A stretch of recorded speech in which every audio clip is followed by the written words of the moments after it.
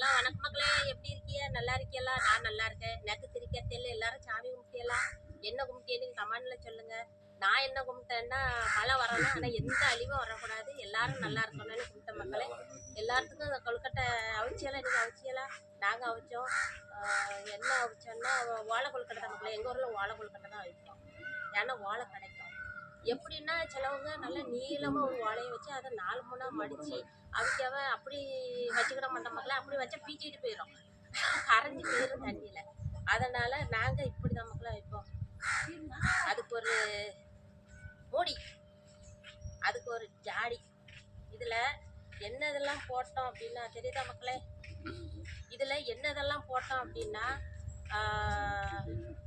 கருப்பட்டி, சுக்கு, ஏலக்காய், சிறுபயிறு வறுத்து, அப்புறம் தேங்காய் வறுத்து போட்டிருந்து போட்டு இப்படி தான் நாங்கள் அவிச்ச மக்களே. நேற்று நைட்டு சாப்பிடலை, ஏன்னா சூடாக இருந்து பார்த்தீங்களா, அதனால் காலையில் சாப்பிட்டாதான் அது டேஸ்ட்டாக இருக்கும். இப்படி நம்ம அவிச்சு சாப்பிடும்போது இது ஒரு நல்லா தான் இருக்குது. இதை நான் டேஸ்ட்டை பார்த்துட்டு சொல்லுத மக்களே.